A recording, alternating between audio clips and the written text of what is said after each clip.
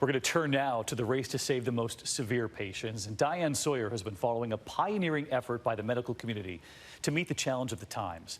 It involves people who have recovered from the virus donating blood so that their antibodies might save another.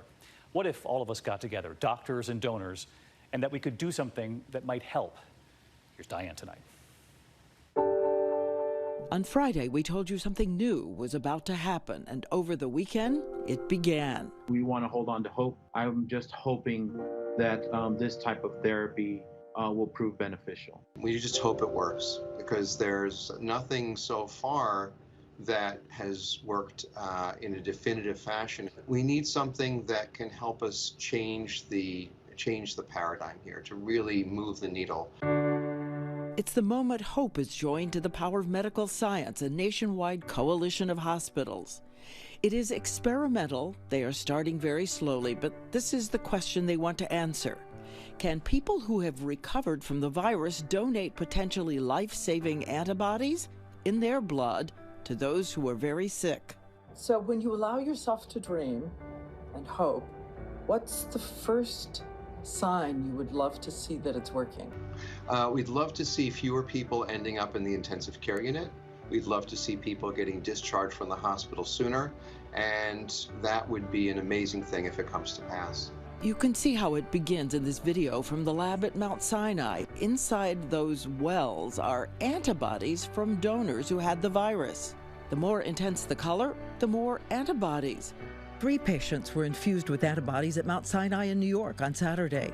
2 patients at Houston Methodist on the same night. When will you know if it's working? The truth is we don't know, Diane. This is really a first time that this type of activity has been done on COVID-19 patients, and we are adopting a wait-and-see attitude. Is there anything you want to say to everyone in the country who has been tested positive about coming in and donating, the difference they can make? There will be ample opportunity for anyone who's been documented to be a COVID-19 positive patient to eventually give plasma in their community. They're monitoring what's happening across the country at the Mayo Clinic. We believe this is the best chance we have for a disease-modifying treatment in the short term.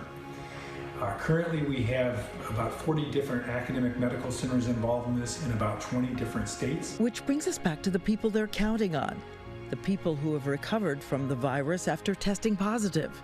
Mount Sinai tells us the ideal time for donation may be some 21 to 28 days after first symptoms. Like this young man who's eager to help. If I have a resistance to it that can then be helped to somebody who's elderly or somebody who's sick, I would feel honored to do that in any way that I can. And if you think you could be a donor, check online in your area. These doctors are so inexhaustible, so strong. One of them said to me, David, we just want to show the young doctors when the day's going to be tough, you take the next step forward. Back to you.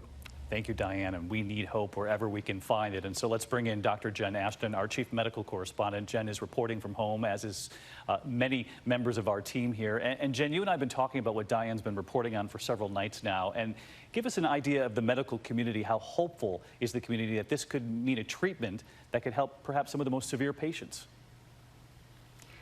There's a lot of hope, David, all about convalescent serum. We still don't exactly know when these antibodies to coronavirus peak or when the right time to give them to a patient who's ill with COVID-19. But the real hope, because it's shown some promise in other viruses like SARS, is that it can not only help a patient who's ill, but help protect us from future infections with coronavirus. So there's a lot of attention on this right now. A lot of hope. And Jen, for folks who are wondering, do you have immunity after you have this, even if you were asymptomatic and didn't even realize you had coronavirus? Well, that's part of the unknown, and that's why they're going to be looking at these antibodies when they show up, when they peak, and are they effective at protecting others and ourselves as well as treating. So it's all about the antibody and immune response. All right, Dr. Jen Ashton, who's been with us every step of the way. Jen, we'll check back in with you shortly. Hi everyone, George Stephanopoulos here. Thanks for checking out the ABC News YouTube channel. If you'd like to get more videos, show highlights, and watch live event coverage, click on the right over here to subscribe to our channel, and don't forget to download the ABC News app for breaking news alerts. Thanks for watching.